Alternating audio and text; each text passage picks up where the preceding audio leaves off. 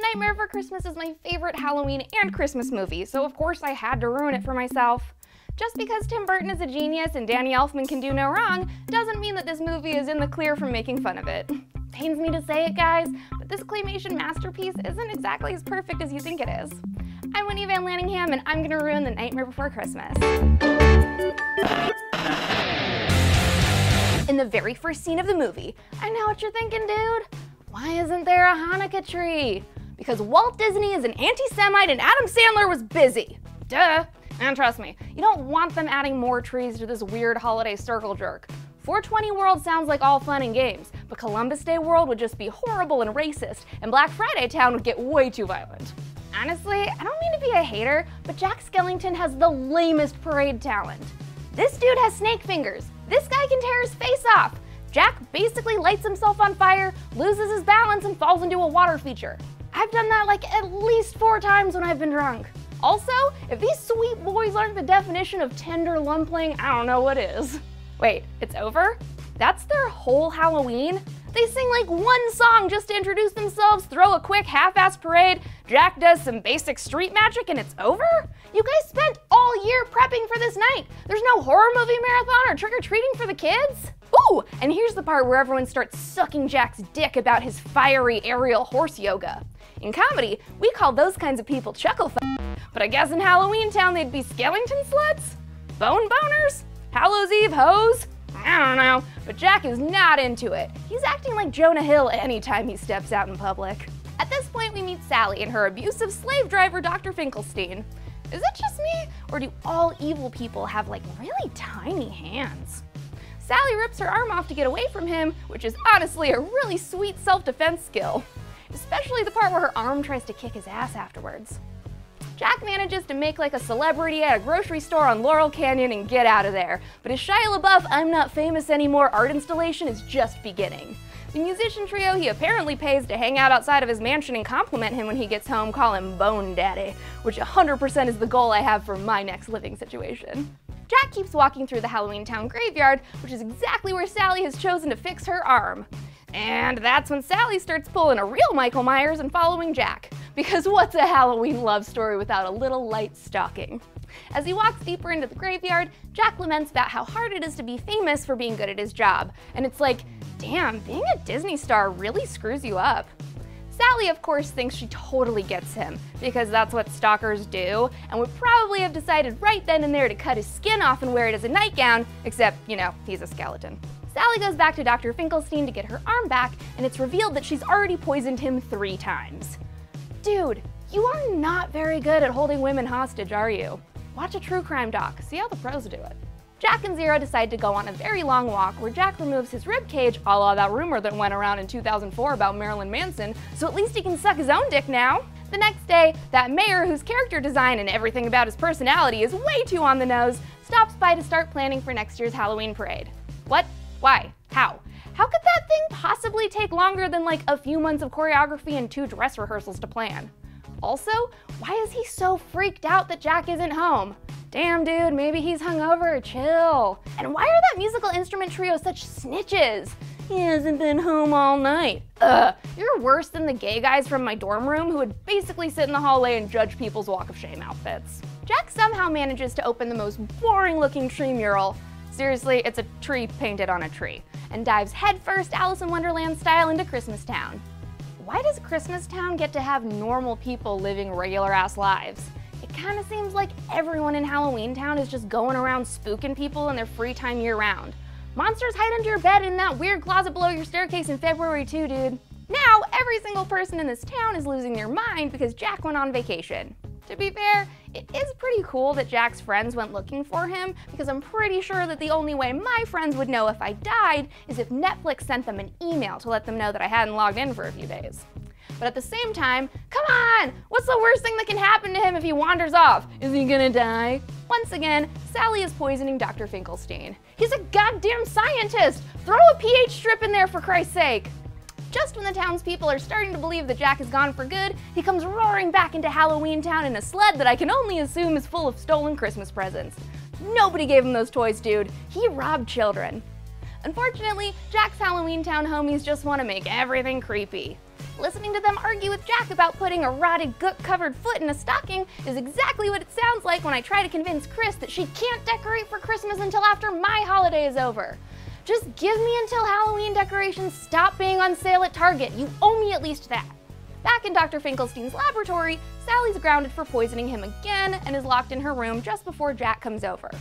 Does Jack not know that his buddy is holding a woman hostage in his science lab? He goes home to research the heck out of Christmas, but ultimately can't figure out the meaning of Christmas by smashing cranberries and destroying Christmas ornaments. Who knew? Sally makes Jack a cool little care package and then promptly jumps to her death. Why? Because she's kind of a weird psychopath? Dr. Finkelstein goes looking for her, but obviously homegirl is way too busy playing He Loves Me Not outside of the gates of her celebrity crush's apartment.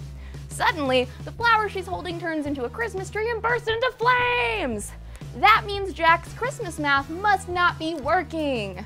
After days of experimenting, Jack finally realizes that the spirit of Christmas is a beautiful, intangible thing, which is exactly why he decides that he can improve it. And I can honestly say that he did. We never would have gotten that Blink-182 song, or thousands of goth kids who insist on celebrating Halloween in December too. Oh man, this is the part where we meet my guys, Lock, Shock, and Barrel. Chris, let's do the thing. I say that we take a cannon, aim it at his door, and then knock 3 times, and when he answers, Santa Claus will be no more. You're so stupid. Think now, if we blow him up to smithereens, we may lose some pieces, and then Jack will beat us black and green. Kidnap the Santa Claus, tie him in a bag, throw him in the ocean, then see if he is sad. Oh, we could do this for hours. And we do. But seriously, why don't we travel by bathtub more often? Back at Jack's mansion, he's teaching his musician friends to play Christmas songs super off-key when Sally stops by to kill his joy. Sally's like, Jack, I don't think it's a good idea. And Jack is like, let me swear on camera more often, Brett, god damn it! JK, Jack doesn't even acknowledge what she says. She's just a woman. Anyways, Jack wants her to sew him a new costume because obviously she has tons of practice sewing on her own body parts. When Lock, Shock, and Barrel get back, it turns out that they kidnapped the Easter Bunny instead. Imagining those 3 scorpions terrifying a fluffy pink bunny makes me really sad. Okay, what? Dr. Finkelstein had another assistant who probably wasn't poisoning him the whole time? Clearly he's over Sally because he's already trying on other skull shapes. Until Jack sends over the plans to start building his skeleton reindeer army. The other Halloweenies are busy making spooky Christmas toys like a goddamn haunted elf brigade. Is it sanitary to give a kid roadkill? Do turtles spread diseases? At least Santa's elves have their shiz together. Who decided to put the clown with the tearaway face in charge of anything? And I mean, I get that Jack is bored of being a Halloween celebrity, so why does he want to be a Christmas celebrity on top of that? Oh god, is this like when actors try to make the transition to pop stars? I mean, it worked for Ariana Grande, but Lindsay Lohan? Yeesh. Sally tries to tell him to stay in his lane, but our dude is on the fast track to identity theft and disturbing the peace. Surprise! Those 3 little sociopaths in masks captured Santa! Somehow he doesn't suffocate to death in that plastic bag, and even crazier, he doesn't immediately start screaming when he wakes up inside of a Reddit creepypasta thread. Jack steals his hat to add insult to injury, and lets Lock, Shock, and Barrel take him down to Oogie Boogie's murder dungeon. Man, I've really never noticed how little I care about this random side plot where Dr. Finkelstein is building himself a new sex doll. Okay, here's the part where I'm gonna go full-on murderino on you. I have this theory that Oogie Boogie is the H.H. Holmes of Halloween Town.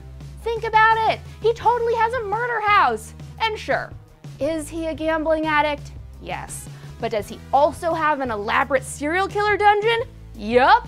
Damn, can you imagine how much money Disney would make if they opened up Oogie Boogie's resort and casino in downtown Disney? No one would ever go to Vegas or Atlantic City for their 18th birthday again! The casinos aren't family friendly, it's not the Disney way. Shut up! You have a movie where half the characters are in varying stages of decomposition. No one has reported Sally's kidnapping or enslavement, and a gambling serial killer with 3 child copycat killers has a murder basement in his haunted house. Next, Sally sings Jack that really beautiful song that I love so much about how she's mercilessly stalking him. Maybe you're not the one because you won't talk to him about your feelings. Although, to be fair, Homeboy has had holidays and holidays only on the brain for like months. Maybe she should back off a little and let him make his own mistakes?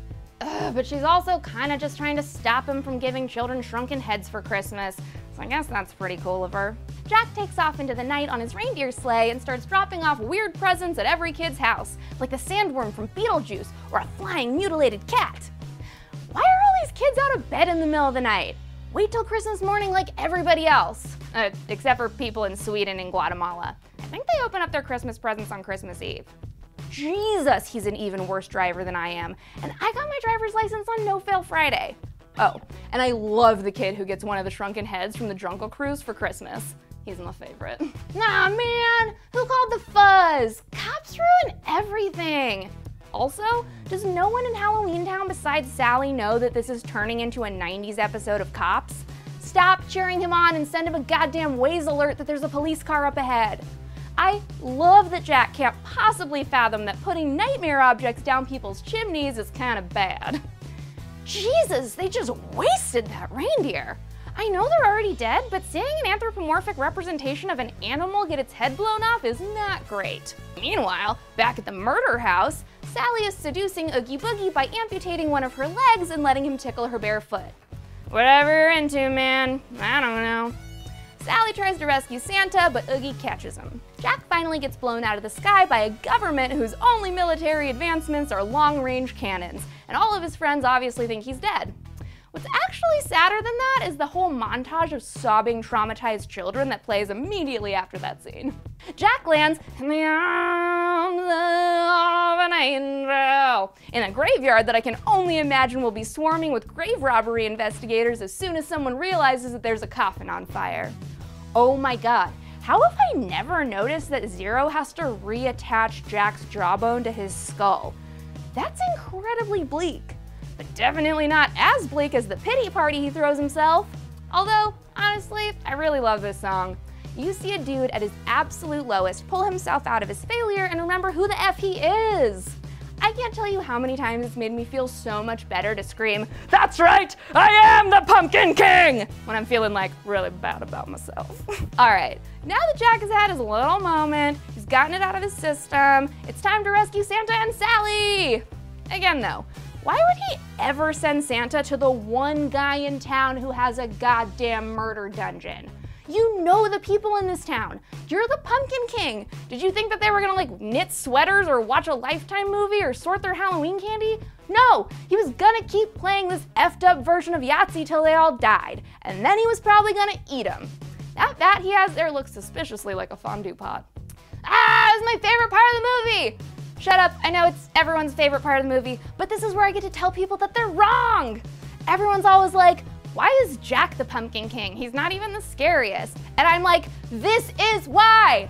I'm sorry, who do you want fighting Oogie Boogie for you? The clown with the tearaway face on his frickin' unicycle? What's he gonna do, pop a wheelie at him? Jack is a skeleton superhero! He dodges knives, he dances on guns, he unravels a burlap sack full of bugs. Take that, H.H. Holmes! The murderer becomes the murderee. Also, I'm pretty sure that if you kill someone in front of Santa Claus, you get put on the naughty list for life. Santa picks his nose and flies away, leaving Sally with the opportunity to tell Jack she told him so. Wait a minute, how did she get her hands sewn back on? She was tied up like 4 seconds ago. Jack, of course, realizes that the weird girl following him is in love with him, and even though he hasn't given any indication this entire movie that he even remotely feels the same, it seems like this is gonna really work out between them. Santa replaces the horror toys with puppies and sailboats and candy canes, and stuff kids actually like. Yay! Halloween Town throws another parade in Jack's honor, and Santa gifts all of these terrifying creatures with snow. What could possibly go wrong? Oh, thank God. The Dr. Finkelstein B-plot is over. He just uses half his brain to create himself a Lady Finkelstein, which is exactly the operation that Chris performed on Logan and I so that she could be married to both of us. Apparently, it's not a Disney movie unless it ends with a heterosexual makeout, so Sally and Jack do just that. Okay, I can't even pretend to make fun of this. They're my favorite couple of all time. I love the ending. Woo! That was really hard for me, guys. I really love this movie. But do you agree with me that some of it's kinda silly? Let me know in the comments below, and be sure to check us out on Plex and Roku. I'll be back next week to ruin your childhood.